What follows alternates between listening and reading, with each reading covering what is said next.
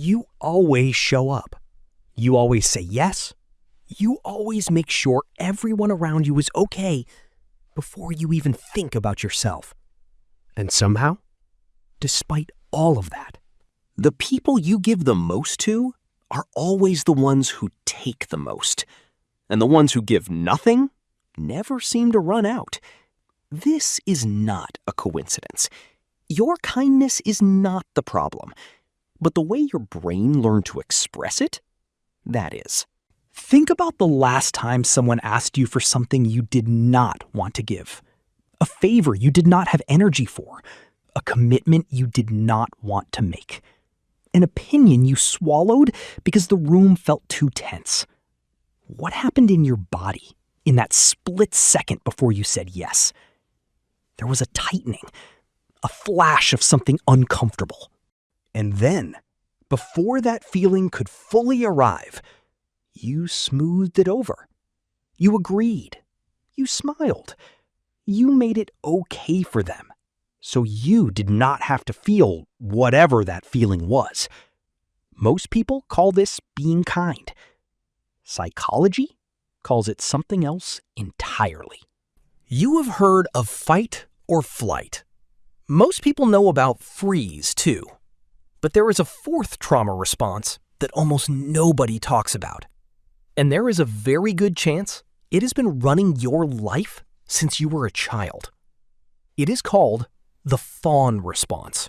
The fawn response is a survival pattern where your brain learns to diffuse danger, not by fighting, not by running, not by shutting down, but by making the threat happy.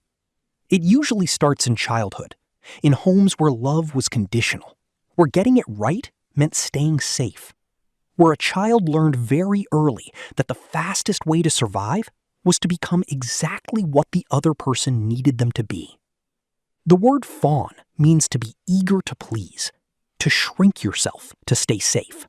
And the terrifying thing is, it works. In the moment, it always works. The tension disappears. The relationship survives. The child feels safe. The problem is, the nervous system does not know you grew up. Over time, the fawn response becomes generalized, extending beyond the original threat to every relationship, every interaction, every moment someone else seems even slightly uncomfortable around you. It stops being a choice. It becomes automatic, invisible. It looks like generosity from the outside.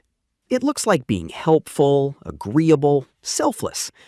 But underneath, it is a survival strategy, wired into the nervous system, running silently in every room you walk into. Here is what nobody explains. Kind people do not get taken advantage of by accident.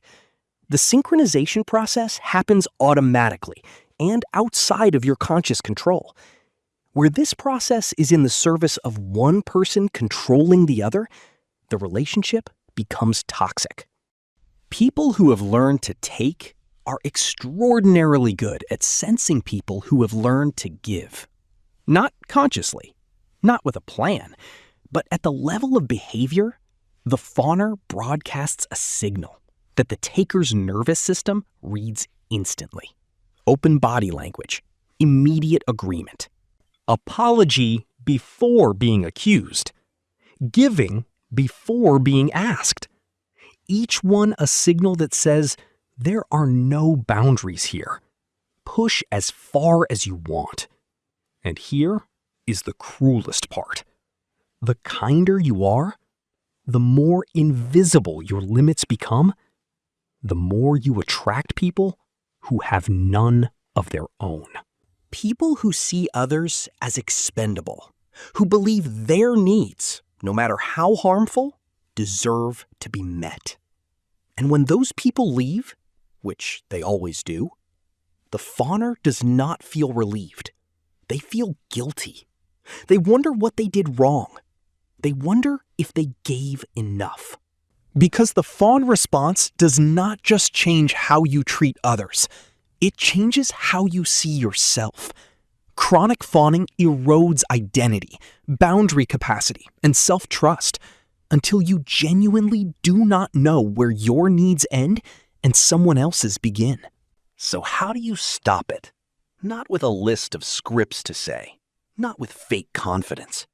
The fawn response lives in the body, which means the solution has to live there too. Number 1, learn to recognize the signal before you override it. Remember that tightening we talked about?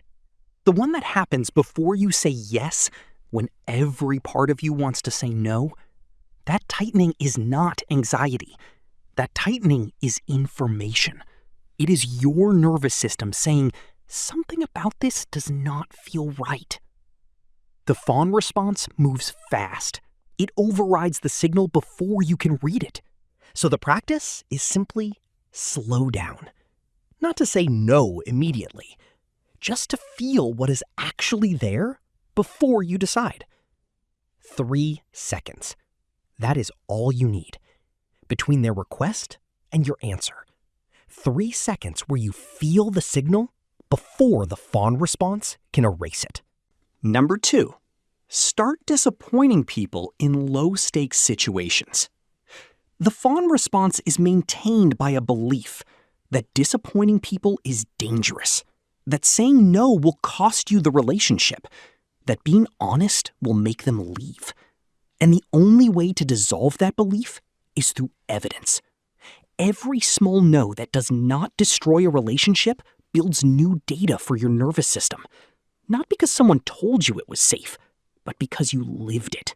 And your body remembers what it lives far more than what it is told. Number 3, learn your own fawn tells. Everyone's fawn response has a signature. For some people, it is the automatic apology, sorry before they have done anything wrong. For others, it is over-explaining, justifying a simple no as if facing a trial. For others, it is the laugh that appears when something is not funny to make the other person comfortable. Your tells are not character flaws.